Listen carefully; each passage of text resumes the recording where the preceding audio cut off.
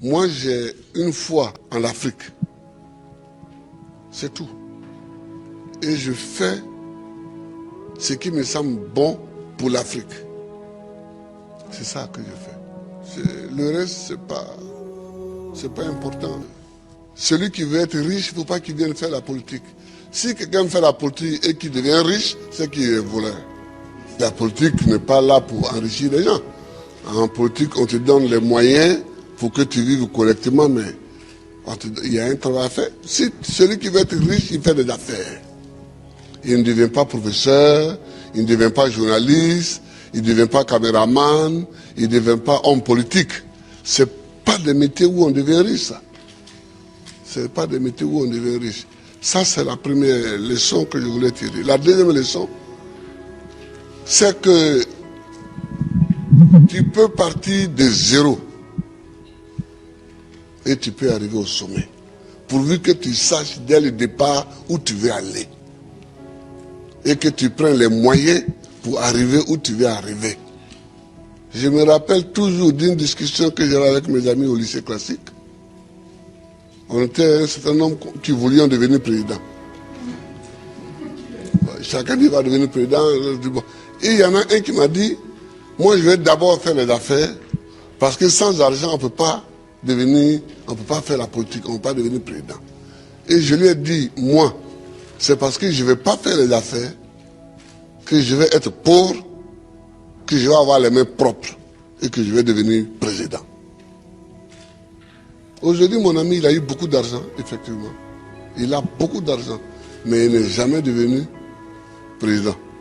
Il n'a jamais même été candidat. Voilà, il n'a jamais été candidat. C'est-à-dire qu'il faut savoir ce que tu veux longtemps à l'avance. C'est-à-dire qu'il ne faut pas découvrir les situations de façon opportuniste. Il faut savoir ce que tu veux être, ce que tu veux faire. Et tu te traces ta ligne de conduite. Donc tout ce que tu fais dans la vie, moi j'ai fait histoire pour devenir président. Sinon, la bourse qu'on m'a donnée pour aller en France, c'était pour faire professeur de latin et grec. Quand j'ai commencé vraiment à militer, je me suis rendu compte qu'il me manquait l'histoire de l'Afrique pour poursuivre ma route. J'ai changé. J'ai changé. Et j'ai fait histoire parce que c'est ça qui me manquait pour connaître d'où on vient et où on peut aller en connaissant d'où on vient. Je vois des gens qui découvrent qu'il y a un fauteuil à côté, ils peuvent s'asseoir dessus. On ne s'assoit pas dessus comme ça. Le fauteuil, il est à côté, il semble vide, mais il a un propriétaire.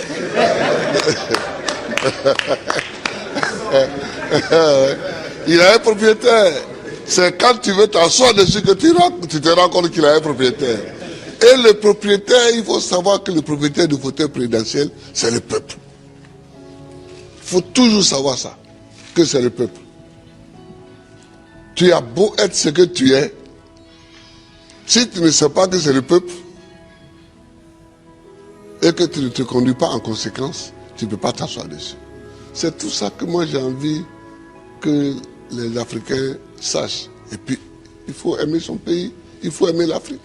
L'Afrique est une terre qui a subi tellement d'épreuves. Je ne sais pas si dans le monde, il y en a qui ont subi autant d'épreuves que nous. Les Juifs aussi ont subi beaucoup d'épreuves. Mais nous, les Noirs africains, tout le monde s'est assis chez nous. Esclaves. Esclaves de maison. Esclaves de la traite négrière. Colonisés. Torturés culturellement. Parlant les langues des autres. Tout ça. Décolonisés. Mais nous, on a des grands combats à mener.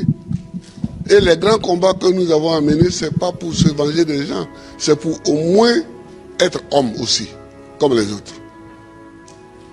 C'est ça qu'on appelle la dignité. Que quand tu passes, il faut qu'on sache au moins que c'est un homme qui passe. C'est tout. C'est tout ce que nous voulons. C'est tout ce que nous recherchons. On ne cherche pas à dominer ceux qui nous ont dominés hier, à nous venger d'eux, à faire ceci. Non, non, non. On veut qu'on reconnaisse que nous sommes des hommes au même titre que les autres. Mais ça, si nous-mêmes, on ne prend pas les moyens, qu'on est toujours chez eux en train de mendier, et que les gens même, tu vas mettre l'argent chez eux en achetant les bâtiments, et puis eux-mêmes, ils te dénoncent. Que voilà un voleur. Comment? Je vous amène l'argent, vous me dénoncez. Mais je vous amènerai rien. Ah oui. Moi, quand je vois des chefs d'État africains qui sont dénoncés en Europe, parce qu'ils ont investi en Europe, ça me fait pitié pour l'Afrique. Ça me fait pitié pour l'Afrique. Ça me fait pitié pour l'Afrique. Hein? Oh, il ne faut pas faire pitié.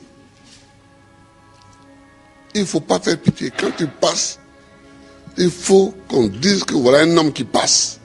C'est tout ce que nous cherchons aujourd'hui, c'est notre combat. Ça. Moi, que si je ne passe pas les vacances en Europe, mais est-ce que je ne suis pas président? Je suis président.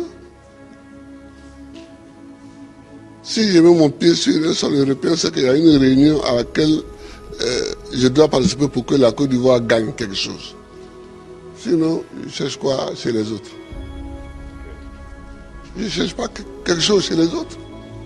Si Dieu m'a mis au monde ici, c'est que dans mon environnement ici, il y a tout ce qu'il faut pour que je vive. Mon combat, c'est pour la dignité. C'est pour la dignité. C'est pour que nous effacions tous les siècles passés, les traces de tous les siècles passés, les traces de l'esclavage, les traces de la colonisation, les traces du pillage, les traces du travail forcé, les traces de la chicote. C'est pour qu'on efface tout ça. Dieu merci, avec des films comme ça, demain, les jeunes peuvent savoir le combat que nous avons mené et eux-mêmes vont continuer encore. Eux-mêmes vont continuer. Je vous remercie à votre ami. Je vous remercie à nous connaître. Et tous les amis qui sont venus, je vous remercie. Que Dieu nous bénisse. Que Dieu nous bénisse.